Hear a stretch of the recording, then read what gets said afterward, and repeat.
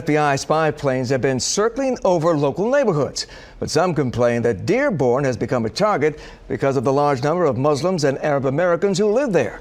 The feds say they're simply doing their job looking for criminals. We also visited with people here in Dearborn, and they're not comfortable with this policy. Take a look at these planes over the weekend, the Saturday-Sunday period. They spent 2.5 hours over Dearborn. Here's the flight pattern on the radar.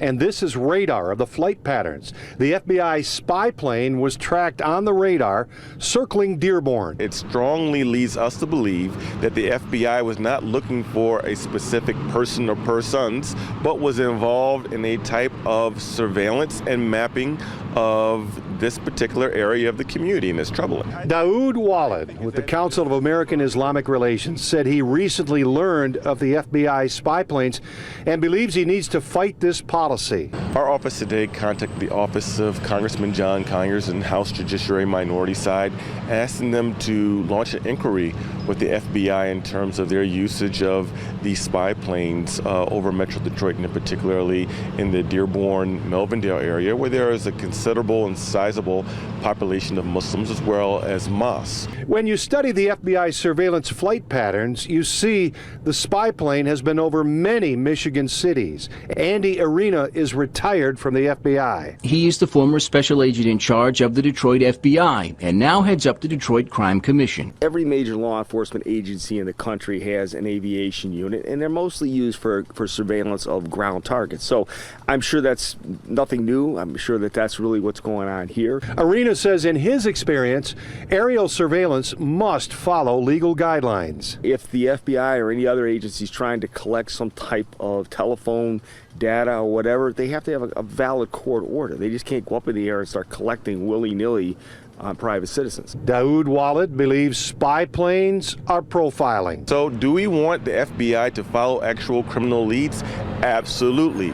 But do we want them involved in racial religious profiling? No, because it infringes on privacy rights of law-abiding American citizens, and actually it doesn't work. It's a waste of taxpayer dollars. The FBI could be using its money much more wisely than mapping Muslims. The FBI explained to Congress in 2010 that they employed 115 spy planes in the air. If they are following somebody or some group, they have a predicated case open on them. That's plain and simple. They're not out there just fishing on a fishing expedition. They're looking at a particular person or particular place.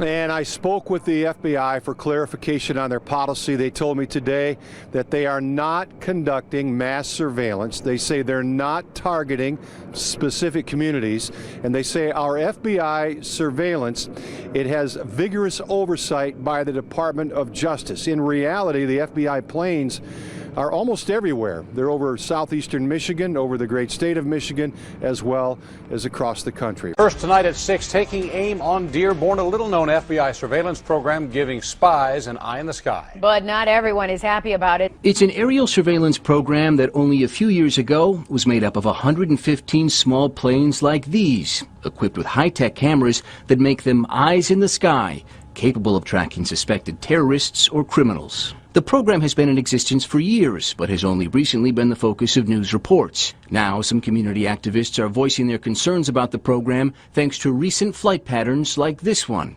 I think that there's a strong possibility that this could be a part of the FBI's broader history of being involved in racial religious profiling. Daoud Walid is the executive director of the Michigan chapter of CAIR, the Council on American Islamic Relations. He's also a frequent critic of the FBI. We have no formal relationship with CAIR because of concerns with regard to the national leadership. It opens up Pandora's box to a broader situation of the government acting like Big Brother, being Orwellian, snooping on lawful activities of Americans, and it could be used for not decent purposes. I think there are people out there that are in the business of fear-mongering. The FBI does not employ any aviation assets to conduct mass surveillance nor to target specific communities. Several groups are now demanding that Congress, the Department of Justice, and the U.S. Attorney look into the FBI's flight programs. There is no word right now whether any of them actually will. We should also point out that the FBI says that these flights are not evidence of any imminent terror threat anywhere in southeast Michigan.